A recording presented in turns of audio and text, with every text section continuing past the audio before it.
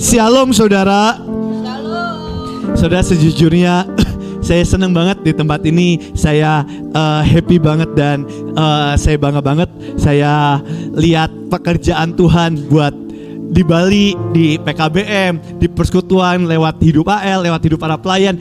Sejujurnya saya sangat terkagum-kagum saudara. Saya terpukau. Saya sampai bilang ke ALL, di sini buka lowongan gak buat saya. Saya mau banget, dahsyat banget. Dan saudara, di tempat ini saudara bagian yang menyaksikan bagaimana keajaiban Tuhan terjadi atas hidup saudara. Dan waktu Tuhan memakai kita, Tuhan bukan memanggil. Ibrani berkata mereka itu bukan pahlawan iman. Ibrani berkata mereka bukan raksasa iman. Tapi Ibrani berkata mereka adalah saksi iman. Bilang kiri kanannya, kamu saksi iman. Saudara, apa itu saksi iman? Ibrani bukan berkata kamu raksasa iman, no. Ibrani bukan berkata kamu pahlawan iman, no. Ibrani berkata kamu saksi iman. Apa itu saksi, saudara? Papa saya sama papanya HL, papa kita pernah dipenjara 10 tahun. Dan sebelum diketuk palu, apa yang hakimnya lakukan? Hakimnya akan menundukkan papa saya dan akan mulai dibacakan semuanya. Tapi sebelum palu diketuk, yang hakimnya lakukan, hakim akan memanggil para saksi. Apa itu saksi? Bukan tentang orang hebat, bukan tentang orang miskin, bukan tentang orang kaya, bukan tentang orang pinter. Apa itu saksi? Saksi itu simple, orang yang berada di tempat kejadian waktu kejadian tersebut terjadi. Dan Ibrani berkata, kita adalah para apa? Saksi iman. Saksi itu cuma tentang waktu Tuhan beracara, kita ada di sana. Itu makanya lagunya, waktu Tuhan bawa lawatan, ku mau di sana. Waktu Tuhan beracara, ku mau di sana. Waktu Tuhan malaikat Allah meniupkan sangkakala, ku mau di sana. Waktu Tuhan beracara buat mujizat, ku mau di sana. Apa itu saksi? Bukan orang yang hebat, bukan orang yang wow. Saksi cuman ada orang yang mengalami waktu Tuhan beracara. Makanya disebut para saksi iman. Dan Tuhan mau membawa kita menjadi saksi iman. Yang percaya katakan, Tuhan mau kita jadi saksi iman. Kemarin saudara, kalau kita udah gede kayak gini, obrolan kita udah berbeda. Saya Senin kemarin, minggu kemarin baru datang pas Bu Iin khotbah. Saya baru nyampe di Bali. Terus kita liburan sekeluarga. Sampai hari ini, nanti malam saya harus ngejar pesawat. Saya langsung pulang karena pesawat flight saya nanti malam. Saudara, di tengah liburan saya sama adik saya kita ngobrol. Kalau dulu kita obrolannya lain, sekarang jujur obrolan kita itu cuma tentang anak, saudara. Jadi semua obrolan cuma tentang anak, pampers, anak mau liburan kemana, kitanya udah gak penting, saudara. Udah yang penting anak. Dan waktu kita ngobrol tentang anak, anak saya tuh males makan karena badannya gak enak, dia pilek, males makan. Nah, adik El bilang gini, Bev, salah satu cara biar anak mau makan itu mereka harus mengalami hunger. Katanya El tuh, hunger is the best sauce. Kalau saudara gak percaya, belajar ilmu parenting. Saya juga gak ngerti, saudara, tanya AL lebih jago lagi. Dan AL bilang hunger is the best sauce. Karena waktu anak mengerti rasa lapar, dia akan menghargai makanan. Dan firman Tuhan berkata, berbahagialah engkau yang haus dan lapar, karena engkau akan dipuaskan. Orang yang kenyang menginjak-injak madu, tapi orang yang lapar, yang pahit pun dia makan begitu nikmat. Hari ini biarkan saya dan saudara kita ada di tempat ini sebagai saksi iman, orang-orang yang berdiri dengan haus dan lapar akan Tuhan. Saudara, haus dan lapar akan Tuhan? Biarkan haus dan lapar ada di tengah-tengah kita. Oke, kita buka 1 Yohanes 5 ayat 14. 1 Yohanes 5, boleh tampilin 1 Yohanes 5 ayat 14. Saudara, firman Tuhan adalah ya dan amin. Firman Tuhan adalah ya dan amin. Orang berkata firman Tuhan itu buku sejarah. Dan mereka berkata, firman Tuhan itu buku sejarah. Ya terserah kamu. Tapi yang saya percaya, firman Tuhan adalah ya dan amin. Dan apa yang dituliskan oleh Tuhan di kitab yang hidup akan terjadi dalam hidup kita. Amin. itu akan terjadi dalam hidup kita. Saudara, sebelum lanjut, boleh bangkit berdiri, taruh tanganmu di hatimu. Kita akan baca firman Tuhan, baca dengan iman, baca dengan pengharapan, baca dengan kasih. Baca dengan iman, baca dengan pengharapan, baca dengan kasih. Iman timbul dalam pendengaran akan apa? Firman Allah. Gak peduli kiri kananmu terganggu, gak peduli apapun terganggu, tapi biar sampai jiwamu menggenar, sampai jiwamu yakin tidak ada yang bisa menggoyahkan bahwa yang Tuhan tulis di kitab yang hidup akan terjadi di Bali, akan terjadi di El Bethel, dan akan terjadi dalam hidupmu. Taruh tanganmu di dada, kita akan baca dengan iman. 1, 2, 3. Dan inilah, yaitu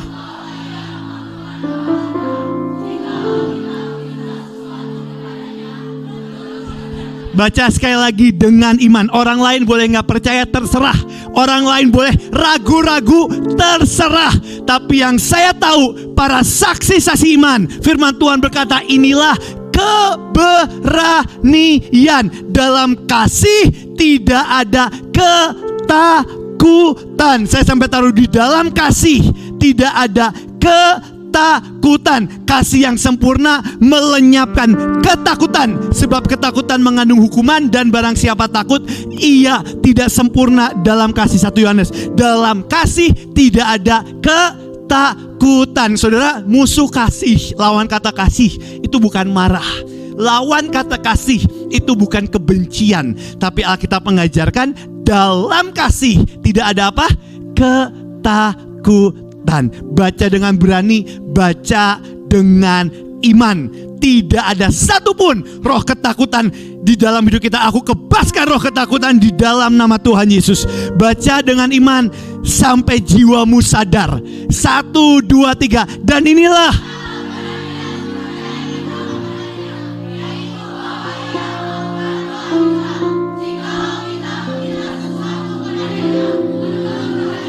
yang percaya katakan.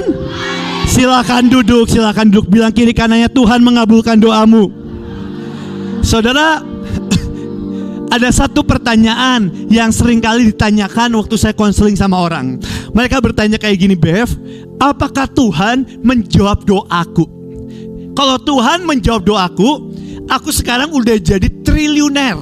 Karena aku doa minta rumah, aku doa minta villa, aku doa minta mobil. Dan itu jadi pergumulan saya untuk beberapa waktu. Bahkan kalau Tuhan menjawab doa, maka seharusnya tidak ada lagi kemiskinan, gak ada orang yang mati dibunuh, gak ada orang yang mati diperkosa, gak ada orang yang mati kelaparan.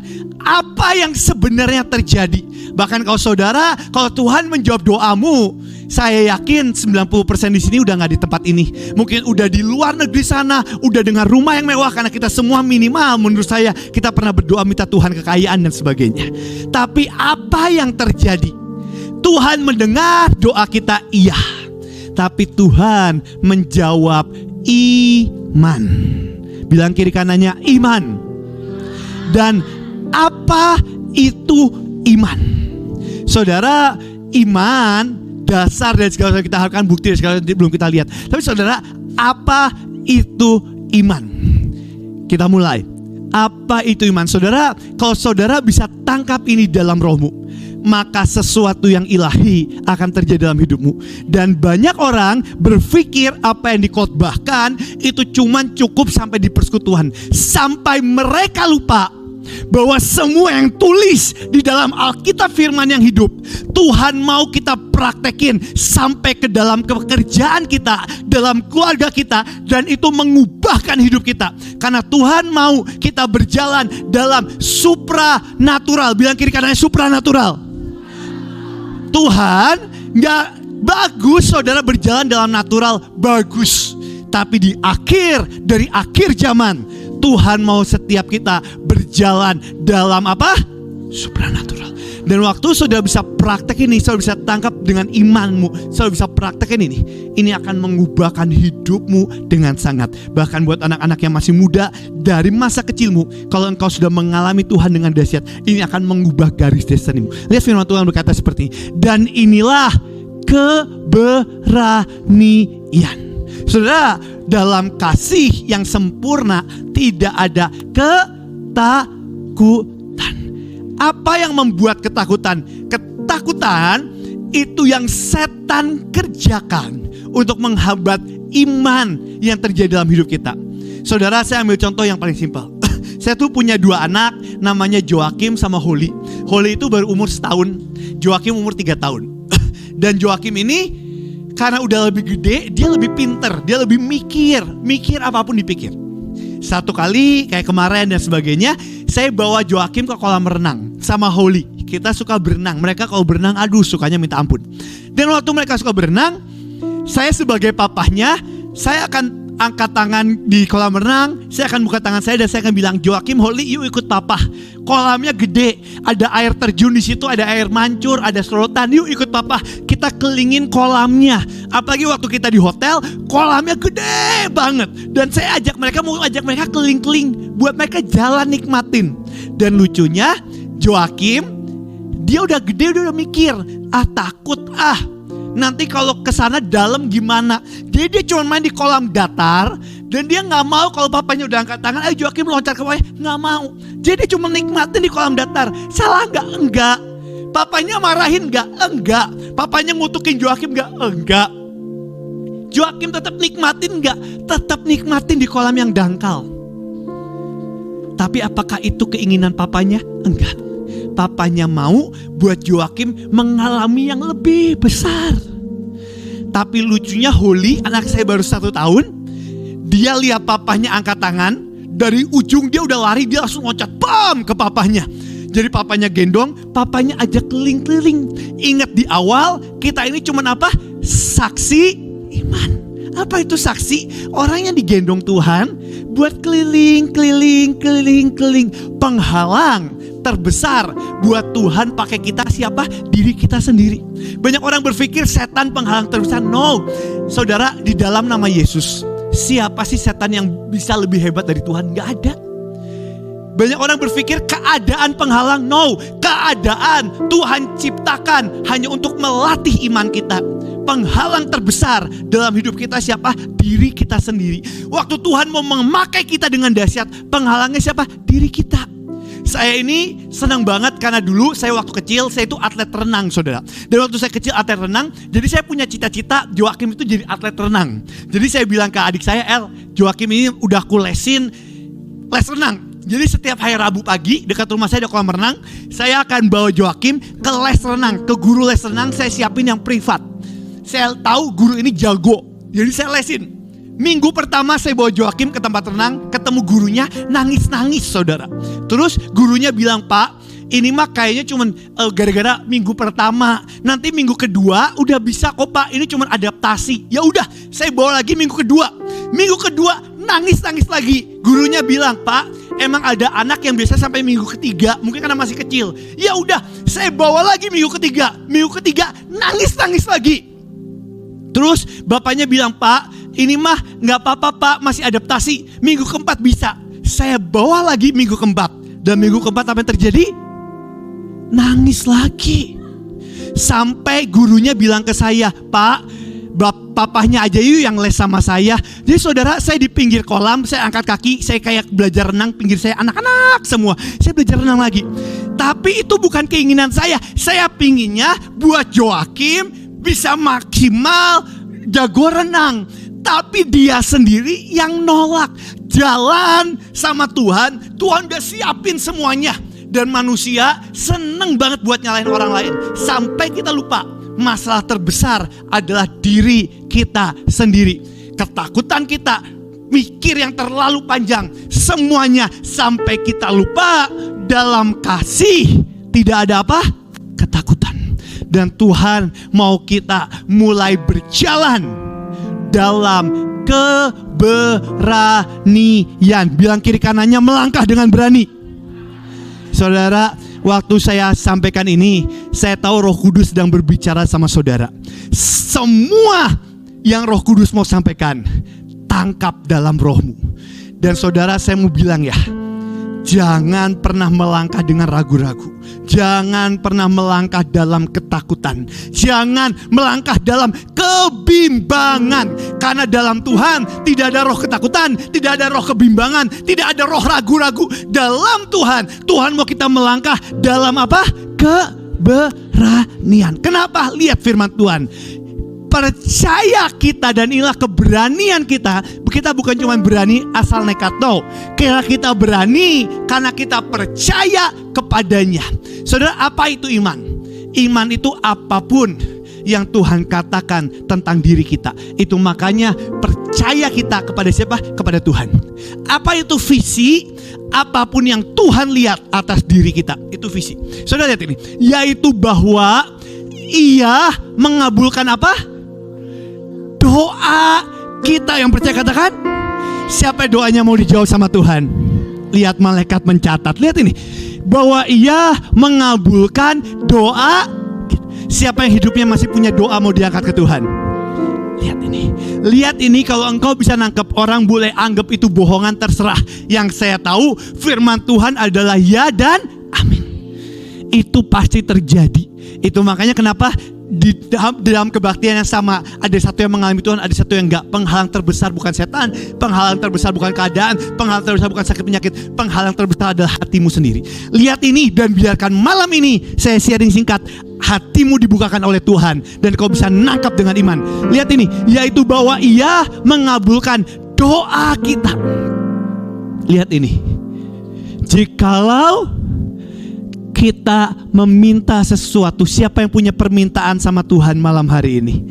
Lihat permintaanmu, lihat permintaanmu yang kau angkat di hadapan Tuhan. Lihat ini. Ya, kalau kau meminta sesuatu kepadanya, kuncinya apa? Kuncinya di kata paling terakhir. Menurut apa? Menurut apa? Menurut apa? Pak Yusak selalu ngajarin saya sama adik saya, selalu doa, paksakan rencanamu, kehendakmu yang sempurna terjadi dalam hidupku. Tapi pertanyaan yang paling simpel hari ini yang mau saya tanyakan, dan ini akan jadi poin base pondasi dari khotbah saya hari ini. Saudara tangkap dengan iman, dan ini akan mengubahkan apa yang menjadi kehendak Tuhan. Ada yang tahu? Apa yang menjadi kehendak Tuhan? Yang tahu saya kasih hadiah. Yang tahu AL kasih hadiah.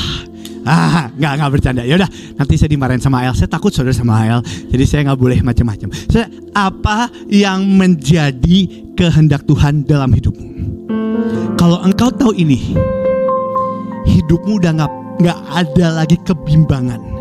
Hidupmu udah gak ada lagi keraguan-raguan. Hidupmu udah gak ada lagi ketakutan. Engkau berjalan dalam keyakinan, dalam iman, dan dalam keberanian. Siapa yang mau tahu kehendak Tuhan dalam hidupnya? Itu makanya firman Tuhan berkata, ku lepas semua kehendakku untuk mengenal kehendaknya di dalam hidupku. Apa yang menjadi kehendak Tuhan di dalam hidupnya? Kita lihat Galatia 5 ayat 16. Ini yang menjadi kehendak Tuhan dalam hidup. Galatia 5 ayat 16. Galatia 5 ayat. Saya tahu waktu saya sampaikan ini akan banyak pertanyaan. Dan itu bagus saudara, karena waktu saudara bisa menangkap ini, pewahyuan ini akan mengubahkan hidupmu. Galatia 5 ayat 16. Apa yang menjadi kehendak Tuhan dalam hidupmu? Galatia 5 ayat 16. Taruh tanganmu di hatimu. Katakan dengan iman, baca dengan iman. 1, 2, 3. Maksudku,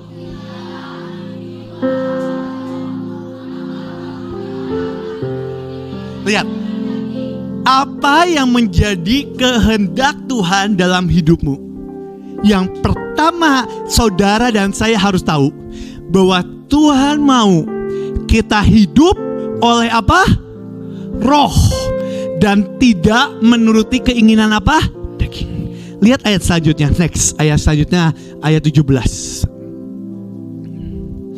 Lihat Galatia 5 ayat 17. Katakan dengan iman 1, 2, 3. Sebab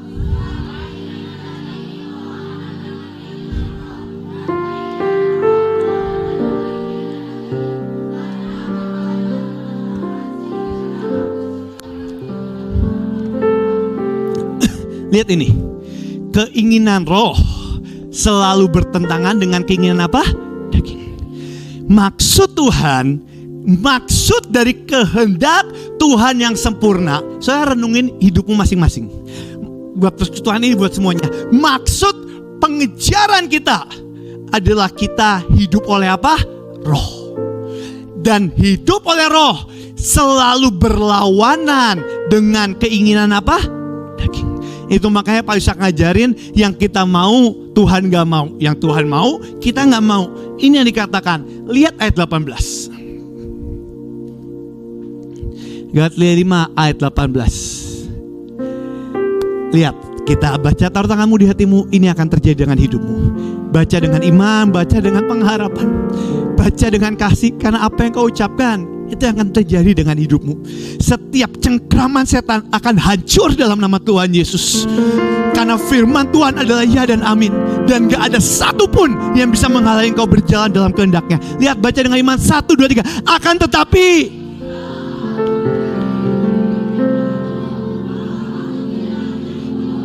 kata kamu diganti dengan namamu masing-masing. Baca dengan iman 1, 2, 3. Akan tetapi jika Befis memberi diri Befis dipimpin oleh roh, maka Befis hidup.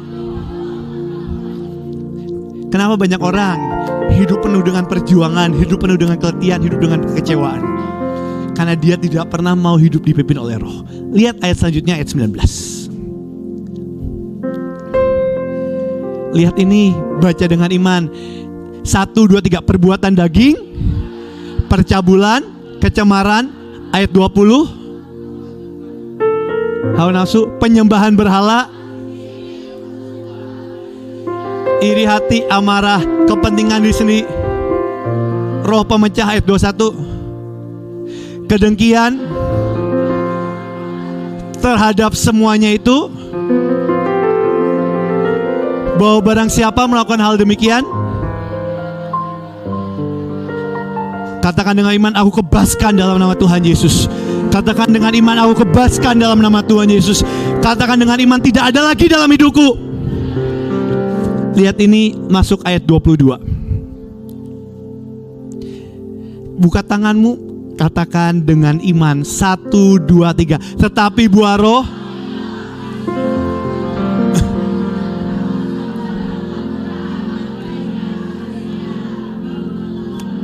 penguasaan diri.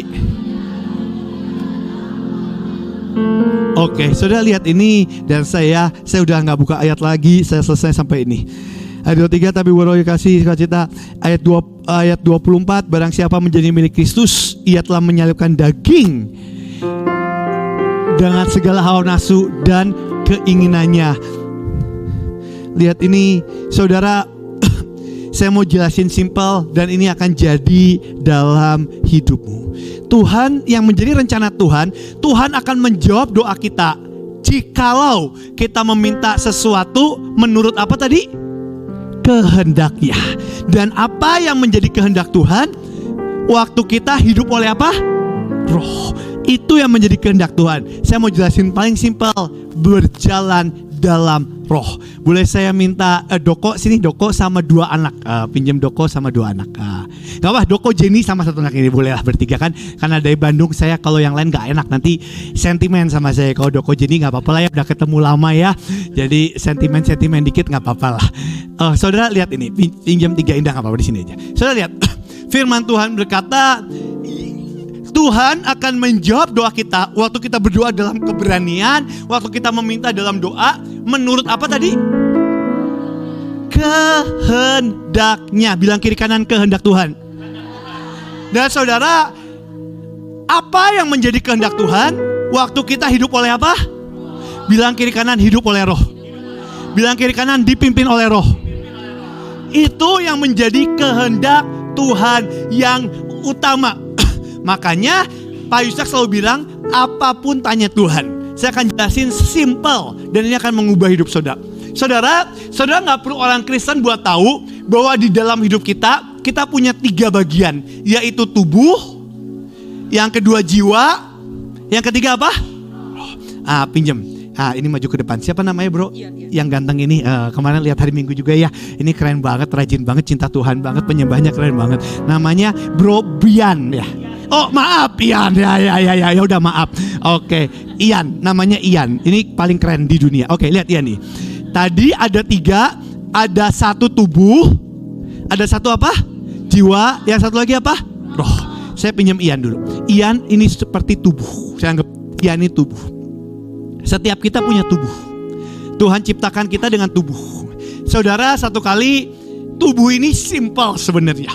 Satu kali saya pernah bilang ke teman saya, dia lagi makan jeroan. Saya bilang, bro, kamu jangan makan jeroan. Nanti kalau kamu makan jeroan itu asam urat. Terus teman saya bilang kayak gini, Bev, bro tenang aja. Waktu kita mati, kita akan bertukar jadi tubuh kemuliaan. Tubuh ini ditukar jadi tubuh kemuliaan. Jadi gak apa-apa asam urat. Dan menurut saya itu statement yang benar dan salah. Benar kenapa? Karena tubuh ini akan mati. Tubuh akan kembali ke tanah. Debu akan kembali jadi debu. Tapi salah kenapa? Karena Tuhan mau apapun yang Tuhan percayakan dalam hidup kita, kita harus manage. Makanya buat semua saudara, jangan terlalu gendut. Apapun tubuhmu harus di manage. Bilang kiri kanannya jangan terlalu gendut. Bilang kiri kanan jaga apa yang kau makan. Ya. Oke, nggak apa-apa. Sudah ya, nggak apa-apa ya. Bilang kiri kanan jaga apa yang kau makan, karena tubuhmu ini, saudara udah nggak apa. Karena tubuh ini, walaupun kita tinggalkan ke tanah, tapi ini alat untuk kemuliaan nama Tuhan. Nggak lucu. Saudara punya destiny yang besar, destinimu selesai, cuman karena asam urat. Destinimu selesai karena semua sakit penyakit bukan Tuhan yang buat, karena kita kebanyakan makan gula. Ya apapun itulah terserah lah ya. Walaupun saya pun harus bertobat. Saya jujur, saya juga mengaku dosa. Selama saya liburan seminggu di Bali, makan babi itu nikmat sekali. Dan itu terlalu berbahaya. Makanya pulang dari sini saya akan mulai diet. Tapi jaga tubuhmu. Saudara, tubuh itu cuman seperti, kalau saya ibaratkan mobil, cuma seperti bodinya. Tubuh ini semua harus dipelihara, iya. Tapi tubuh ini cuma sekedar tubuh. Dia tuh cuma cangkang. Nanti ketika kau mati, tubuhmu ini akan kau tinggalkan. Waktu kau ke surga, percayalah, Bian yang udah ganteng ini akan jauh lebih ganteng lagi. Iya. Udah gak ada kerut lagi di surga, saudara. Udah gak ada kerut. Engkau jalan yang getar, udah gak ada getar. Engkau yang jalan susah, udah gak susah. Engkau akan loncat, engkau akan pakai tubuh kemuliaan, tubuh yang paling ganteng dan paling cantik yang Tuhan ciptakan. Bilang kiri kanannya, kita akan ketemu di surga. Bilang kiri kanannya, dengan tubuh kemuliaan. Bilang dengan iman, kamu tuh udah cantik dan cakep sekarang, tapi di surga kamu lebih cantik dan cakep lagi. Saudara, nanti di surga, percayalah, yang paling ganteng dan the best itu akan terjadi dalam hidupmu. Itu makanya di dunia kamu boleh dandan, kamu boleh apa, tapi secukupnya. Karena itu bukan poin penting, saudara. Ini tubuh itu cuman tubuh. Tapi lihat ini, yang paling bahaya di dunia ini apa? Yang kedua setelah tubuh apa? Jiwa. Ini yang paling bahaya. Adam, kejatuhan manusia pertama.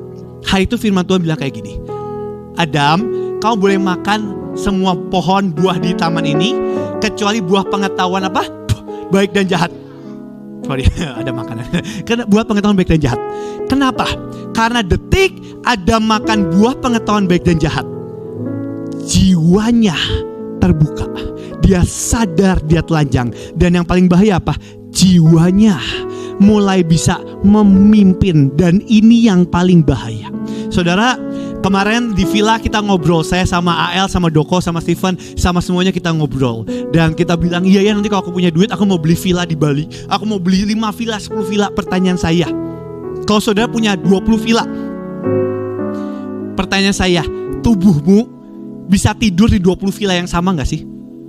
Enggak. Tapi kenapa kamu kejar villa mati-matian, punya uang sebanyak-banyaknya? Itu kepuasan apa? Jiwa. Saudara, banyak orang pingin punya uang 5 triliun, 100 M, 200 M. Tubuh ini simple. Manusia itu gak perlu uang sampai triliunan. Deposito kiri kanan. Buat apa? Kepuasan di mana? Jiwa. Kenapa engkau mau pakai jam merek Rolex lah, jam mahal, cewek-cewek pakai tas Hermes, tas LV, tas apa? Buat apa?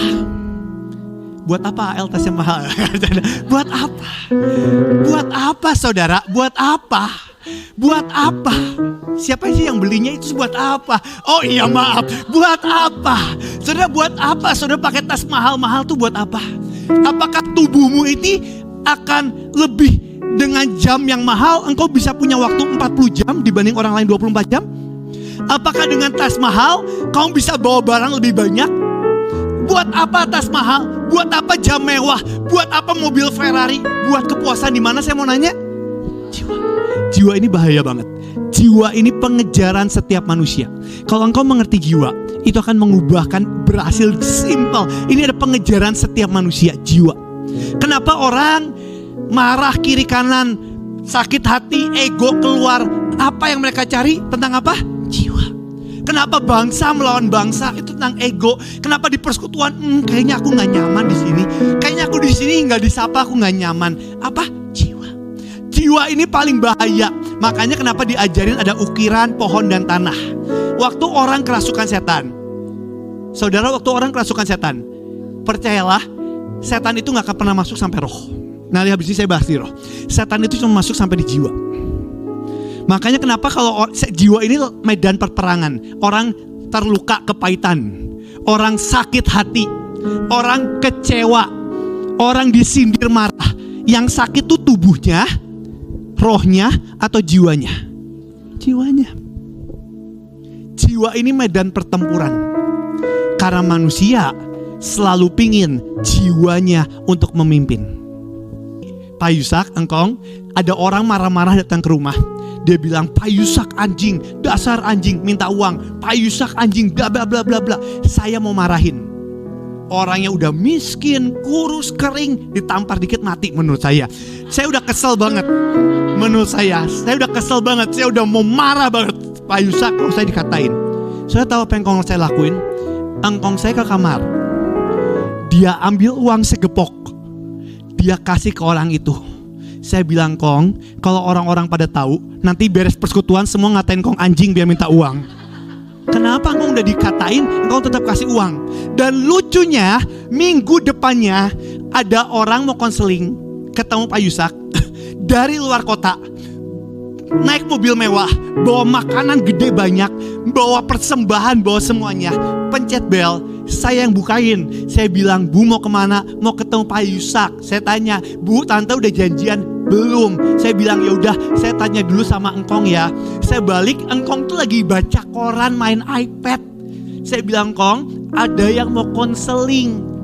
Ini dia bawa makanan semua dari luar kota, jauh-jauh dari Surabaya ke Bandung, itu nyetir berapa jam? 8 jam. Dan hari itu Pak Yusak bilang ke saya, suruh pulang. Hah? Saya bilang, Kong, tega banget. Suruh pulang. Wis toh, suruh pulang. Ngomong pakai bahasa Jawa. Wis suruh pulang. Jadi tanpa saya peduli, ya saya juga bilang, Tante maaf. Kata engkong, pulang aja. Terus, lah ini saya udah bawa ini, mau ngasih ke Pak Yusak. Udah pulang aja. Jadi pulang. Saya bilang, Kong, kenapa ini orang baik datang, Kong suruh pulang. Ini orang maki-maki, Kong kasih uang. Saudara, kenapa? Karena Pak Yusak bukan jiwanya yang memimpin. Seluruh keputusan dalam hidupnya dia selalu tanya Roh Kudus.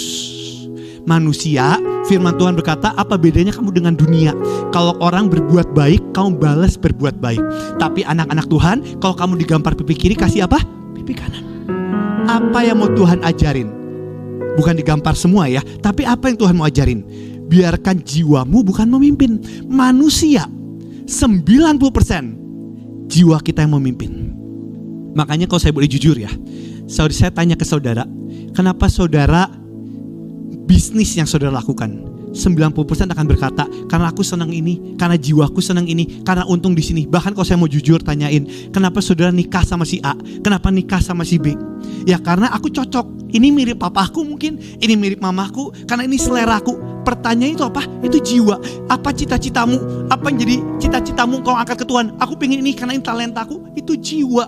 Sampai engkau lupa yang membedakan kita dengan dunia, karena kita punya Tuhan yang hidup, yang memimpin langkah kita.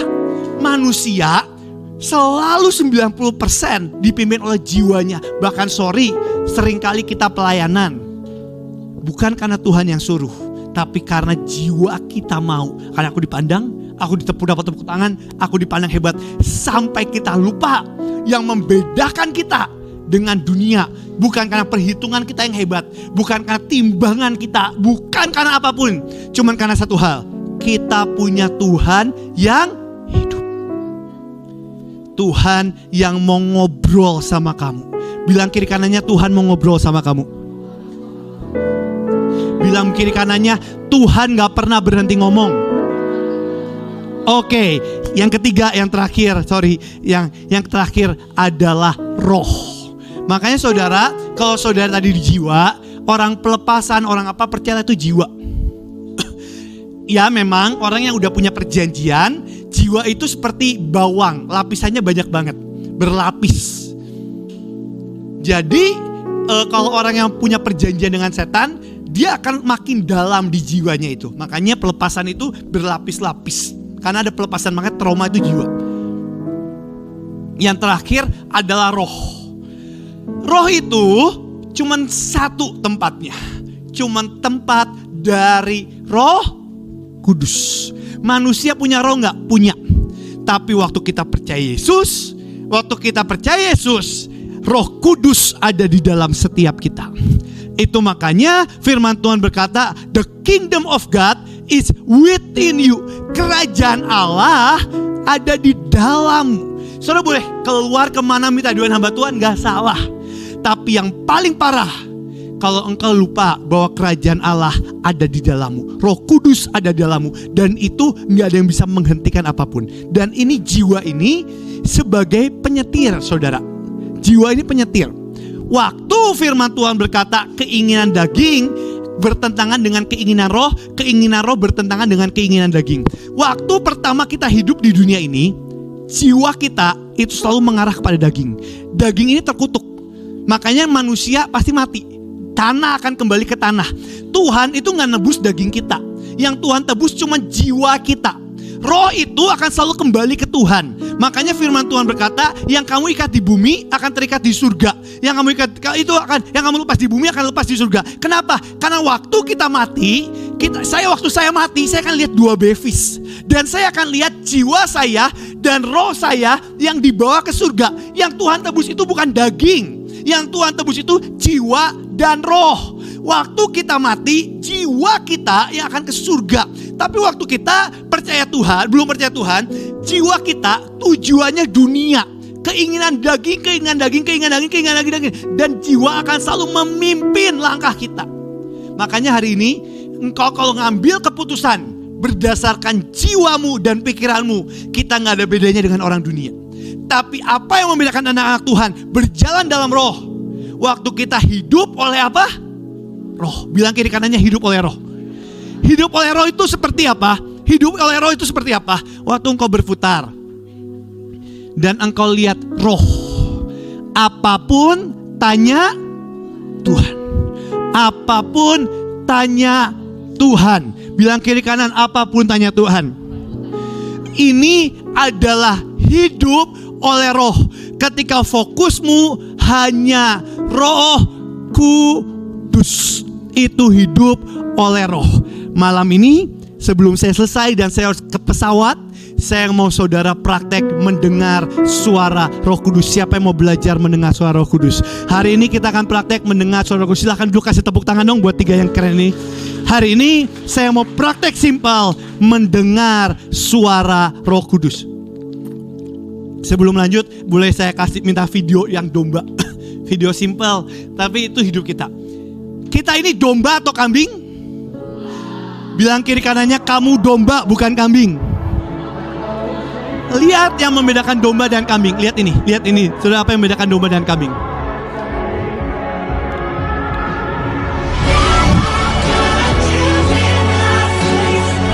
Lihat ini.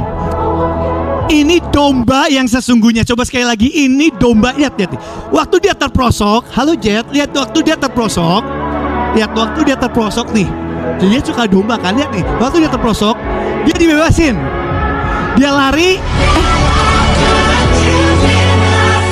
Itu apa? Itu domba. Bilang kiri kanannya, kamu domba. Saudara, nama Rahel itu domba. Saudara, domba. Lihat ini adalah sifat alami domba. Nanti terakhir, gambar yang terakhir sudah. Ini adalah sifat alami domba. Habis ini saya selesai. Udah, thank you. Gambar aja, langsung gambar. Sifat alami domba itu apa sih? Setiap kali kita berjalan sendiri, kita pasti Yang membedakan domba dengan kambing apa? Domba gak pernah bisa berjalan tanpa tuntunan sang gembala. Itu yang membedakan. Makanya firman Tuhan berkata, kamu harus hidup oleh apa? Roh. Dan saudara, pertanyaan paling simpel, gimana kita mendengar suara Roh Kudus? Habis ini kita praktek dan saya selesai. Saudara, saya kasih gambaran yang paling simpel. Saudara, firman Tuhan hari itu di dalam kitab Kejadian, Kain dan Habel itu ribut. Karena hari itu Habel angkat persembahan dan Tuhan mengindahkannya. Tuhan senang atas persembahannya. Hati Kain marah, pembunuh pertama di Alkitab, pendosa yang paling bengis pertama di Alkitab, kriminal paling bengis di Alkitab, bernama siapa? Kain. Apa yang Kain lakukan? Kain apa? Bunuh Habel. Kalau saudara nggak tahu itu keterlaluan. Kain bunuh Habel. Tapi lucunya, habis Kain bunuh Habel, firman Tuhan berkata, Tuhan ngomong ke siapa? Ke Kain, di mana adikmu? Dan Kain berkata, apakah aku penjaga adikmu? Saudara, kenapa? Lihat ini. Kain habis ngebunuh Habel, tapi Kain ngedengar suara Tuhan. Saudara bahkan gak ngebunuh orang, tapi kenapa saudara gak dengar suara Tuhan? Banyak orang berkata karena dosa ngebuat aku gak dengar suara Tuhan. Kain habis bunuh Habel, bro. Dan Tuhan ngomong. Saya ambil contoh yang lebih sadis lagi. Hari itu ada Raja Mesir, gak percaya Yesus, gak lahir baru, gak dibaptis, gak ikut kebaktian El Betel kayak saudara. Dan hari itu Abraham datang sama istrinya Sarah. Dan hari itu karena Abraham takut, Abraham bilang, Sarah ini saudaraku, diambillah jadi istrinya. Malam-malam Tuhan bilang ke Raja Mesir, jangan sentuh Sarah, karena Sarah itu istri dari siapa? Abraham. Raja Mesir bukan orang Kristen, gak percaya Tuhan, gak baca Alkitab, gak bahasa roh, gak dengar khotbah, tapi dia bisa dengar suara Tuhan. Pertanyaan paling simpel, saudara udah bertahun-tahun jadi orang Kristen, tapi kenapa kita gak dengar suara Tuhan? Apa yang menghalangi kita mendengar suara Tuhan? Siapa yang mau belajar mendengar suara Tuhan malam hari ini? Apa yang menghalangi kita mendengar suara Tuhan? So praktekin ini habis ini. Lihat hidupmu berubah. Pak Ishak selalu ajarin apapun tanya Tuhan. Dan banyak dari kita selalu kita ragu, Tuhan tuh ngomongnya gimana sih? Saat ada orang yang bilang, ya lakuin aja apapun, ya aku di depan, itu jadi rencana Tuhan. Ya apa itu? Apakah Tuhan ngomongnya samar-samar? Saudara, saya ini papah di dunia, papah yang gak pernah sempurna. Saya pingin Joakim untuk selalu mendengar tuntunan saya dari kecil sampai gede. Bahkan waktu Joakim ngelakuin kesalahan paling fatal, justru saya paling pingin untuk Joakim dengar suara saya, untuk dia bertobat dan balik dari jalan yang salah. Hari ini pertanyaannya, apa yang menghalangi kita mendengar suara Tuhan? Apakah Tuhan hanya Tuhan yang lihat dari atas dan Tuhan bisu? No, aku gak pernah nyembah Tuhan yang bisu. Banyak orang lebih percaya setan bisa ngomong daripada Tuhan yang ngomong. Dan itu statement yang paling konyol. Apa yang menghalangi kita mendengar suara Tuhan? Tuhan pingin hidup kita berjalan dalam tuntunannya. Itu yang membedakan kita domba dengan kambing. Itu makanya Tuhan berkata, makananku ialah melakukan kehendak Bapa. Tapi gimana kita bisa tahu itu kehendak Bapa atau enggak? Apakah ada pertimbangan jiwa kita? No. Cara kita tahu cuma satu. Kita mendengar suara Tuhan. Mendengar suara Sang Gembala Agung. Tapi pertanyaannya, gimana kita dengar suara Tuhan? Saudara, dalam hidup kita akan selalu ada noise dan selalu ada voice. Tuhan itu gak pernah berhenti berbicara atas hidup kita. Banyak orang bilang, aku nunggu Tuhan itu perlu 5 tahun baru Tuhan ngomong. Apakah Tuhan perlu nunggu 5 tahun buat ngomong sama kamu? Aku perlu nunggu 10 tahun buat Tuhan ngomong. No. Apa yang membuat kita gak dengar suara Tuhan? Ada noise, ada voice. Itu makanya firman Tuhan berkata, deep calls unto deep. Yang dalam memanggil yang dalam. Saudara, kuping kita itu selalu mendengar noise. Ketakutan, keadaan, badai, itu noise. Komentator orang, gosip, itu noise yang kita dengar. Tapi kapan kita mulai mendengar voice dari Tuhan? Waktu kita belajar masuk di dalam kedalaman, dalam hatinya. Di situ kita mulai mendengar voice. Itu makanya arti kata grace atau anugerah, itu arti kata dalam Ibrani chen, yang artinya to camp, to rest, to dwell. Makanya kita gak akan pernah bisa mendengar suara Tuhan kalau jiwa kita tidak pernah tenang. Bilang kiri kanannya tenang. Saudara, makanya kalau orang mati selalu dibilangnya rest in peace. Percayalah, banyak orang sampai mati pun dia gak tenang. Dia gak pernah menemukan ketenangan dan kedamaian. Kenapa kita bisa tenang? Karena kita percaya kepada Tuhan. Bukan karena keadaan, bukan karena uang yang banyak. Waktu kita masuk dalam kedalaman, di situ kita mulai belajar mendengar suara Tuhan. Saudara, dari anak kecil aja diajarin dari sekolah minggu, kalau kita berdoa, kita harus lipat tangan terus apa? Tutup mata. Pertanyaan saya, kenapa kita harus tutup mata? Buat kita abaikan sekeliling kita. Aku gak peduli aku ada di Bali, aku ada di Bandung, aku ada di persekutuan El Bethel, aku ada di gereja manapun. Aku gak peduli itu, karena aku gak mau bersandar pada dagingku. Aku tutup mata dan aku hanya fokus kepada Tuhan. Aku abaikan setiap suara noise yang di sekelilingku. Dan aku cuma doa, Roh Kudus, Engkau mau ngomong apa? Banyak orang waktu mereka berdoa, mereka cuma mau didengar sama Tuhan. Mereka cuma mau Tuhan mendengar keinginannya. Sampai kita lupa, doa yang sejati adalah dua arah. Ketika kita mendengar hati Tuhan dan kita melakukan kehendak Tuhan. Doa yang sejati adalah ketika kita belajar mendengar suara Roh Kudus. Hari ini coba sebentar, saya mau minta saudara praktek sebentar. Tenang sebentar. Ini masih ada waktu ya. Jam 8.10, habis itu saya ke bandara. Saudara tutup matamu sebentar. Abaikan kiri kananmu, abaikan kiri kananmu. Saudara belajar praktek pribadi itu ya. Abaikan ketakutanmu, abaikan utangmu, abaikan abis ini mau makan apa, abaikan aku punya tugas apapun, abaikan semuanya. Tutup matamu, belajar tenang sebentar dalam kedamaian bersama Tuhan, dan belajar dengar suara Roh Kudus. Dan mulai tanya Roh Kudus, engkau mau ngomong apa dalam hidupku? Tanya sebentar, Roh Kudus, engkau mau ngomong apa dalam hidupku? Engkau mau ngomong apa dalam hidupku? Belajar tenang sebentar. Belajar tenang sebentar. Belajar tenang sebentar. Roh Kudus, engkau mau ngomong apa dalam hidupku? Roh Kudus, engkau mau ngomong apa dalam hidupku? Gak mungkin.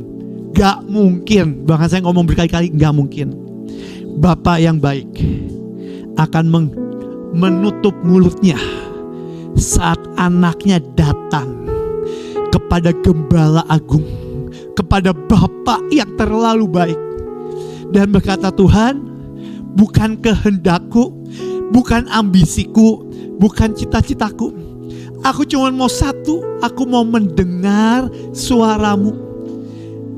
Aku mau mendengar suaramu. Ingat, Tuhan itu di roh. Tuhan itu di roh, saudara. Jangan berharap untuk mendengar dari audible. Bisa gak? Bisa.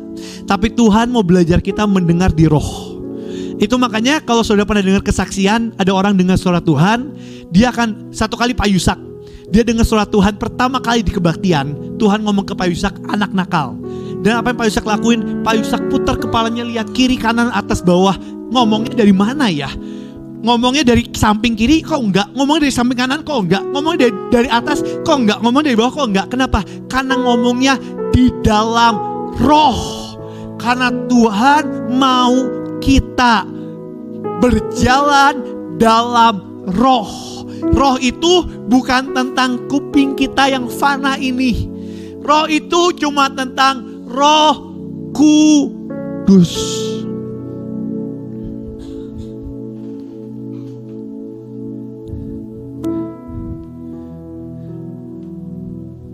Tuhan yang baik, Tuhan yang dahsyat, Tuhan yang indah. Sore hari ini Kai mau belajar mendengar suaramu. Kau bicara lewat apapun, itu suka-sukamu Tuhan. Waktu engkau datang ke Tuhan, belajar lepaskan ambisimu, belajar lepaskan cita-citamu, belajar lepaskan agendamu, belajar lepaskan semua yang kau pegang. Dan kau datang ke Tuhan dengan kertas putih yang Tuhan siap tulis apapun. Kalau Tuhan berkata pergi ke sini, nak pergi. Kalau Tuhan berkata bikin ini, nak bikin. Kalau Tuhan berkata lakukan ini, lakukan ini. Kalau Tuhan berkata nak datang ke orang ini, berkati, berkati. Kalau Tuhan berkata nak datang ke orang ini, minta ampun, minta ampun.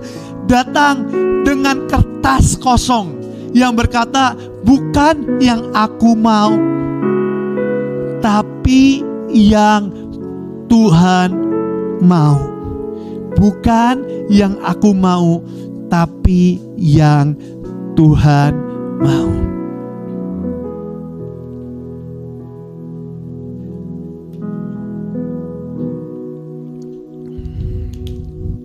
Saudara, sebelum saya selesai, saya mau bikin yang lebih dahsyat lagi. Boleh semua bangkit berdiri sebentar, karena habis ini saya harus pulang ya. Jam 8. Berarti ini sempat ke rumah kamu atau enggak? Enggak ya, langsung ya. Ya udah. Saudara, ini yang mau saya lakukan. Saya mau sebelum itu saya mau berdoa buat saudara yang sakit. Karena kalau saudara sakit, saya tahu Tuhan akan menyembuhkan. Hari ini kalau ada yang datang dengan yang sakit, boleh taruh tanganmu di tempat yang sakit. Saudara gini, waktu saya doain, setelah saya doain, saya pingin saudara langsung praktek. Jadi saya gak mau saudara habis doain saudara gak praktek. Saya pingin saudara langsung praktek. Sekarang yang datang dengan yang sakit, taruh tanganmu di tempat yang sakit apapun itu. Lihat Roh Kudus beracara. Saudara langsung praktek. Yang gak bisa saudara lakuin, saudara langsung lakuin. Izinkan saya berdoa, ikuti saya berdoa. Tuhan Yesus, hari ini aku serahkan hidupku, tubuhku, jiwaku, rohku ke dalam tangan-Mu. Kesembuhan yang sempurna terjadi. Aku perintahkan semua sakit penyakit pergi dalam nama Tuhan Yesus. Tubuhku milik Yesus. sampai akhir. Di dalam nama Tuhan Yesus. Amin. Saudara mulai praktek apa yang saudara gak bisa lakuin, saudara lakuin. Oke, sekarang ini yang mau saya lakuin. Saudara, sekarang saudara boleh lihat sampingmu berdua atau bertiga boleh gandeng tangan. Kiri kanan terserah engkau. Buat bulatan aja, berdua, bertiga. Dan ini yang mau saya mau saudara praktek. Saudara benar mau praktek mendengar suara Tuhan? Ini yang saya mau praktek. Saudara, kalau perlu bahkan pindah dari tempatmu, cari orang yang engkau gak terlalu kenal. Kalau engkau mau kenal juga gak apa-apa. Ini yang mau saya lakukan. Saya mau saudara langsung berdoa, dan saudara langsung sampaikan pesan Tuhan buat orang di depanmu itu. Jangan tanya apapun. Banyak hamba Tuhan ya, banyak hamba Tuhan. Makanya kalau saya dengar konseling dari orang, saya itu gak pernah nanya, kamu masalahnya apa, kamu gimana, saya gak mau. Karena demikian saya mulai dengar, saya makin dengar, jiwa saya itu makin terpengaruh. Makanya kenapa hamba Tuhan, kalau doain orang yang gak kenal, itu lebih ampuh dibanding doain yang kenal. Kenapa? Karena jiwanya bermain. Tapi waktu dia gak kenal, jiwanya udah gak bermain. Saudara lihat kiri kananmu, doain sebentar. Dan habis itu saudara langsung sampaikan suara Tuhan. Salah itu wajar. Itu wajar. Tapi yang gak wajar, waktu engkau berjalan dengan ketakutan dan kebimbangan. Ingat, dalam kasih tidak ada apa? Dalam kasih tidak ada apa? Dalam kasih tidak ada apa? Saudara praktekin, sampaikan dengan roh keberanian, sampaikan dengan iman. Jangan ada bimbang dan takut. Sekali lagi aku kebaskan ketakutan dalam hidupku. Kita doa sebentar. Tuhan Yesus, sampaikan apa yang menjadi isi dan hatimu buat setiap kami mau belajar mendengar suaramu. Kita bahasa roh sebentar. Kiarata se, kiakarata se, kiakarata se, kiakarata se, kiakarata se, kiakarata se, kiarata se, kiakarata se, kiakarata se, kiarana ya harana hanamo, kiarata se, kiarata kashi, kiarana ya rara she.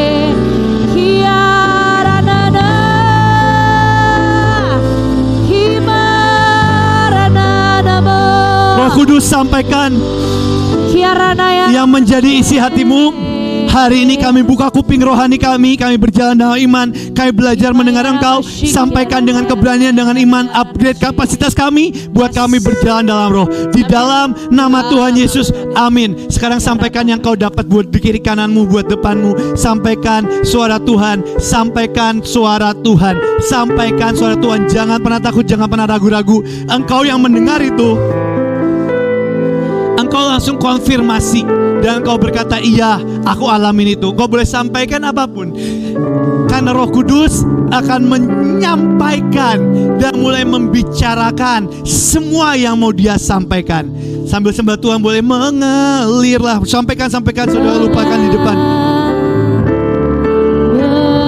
Sampaikan.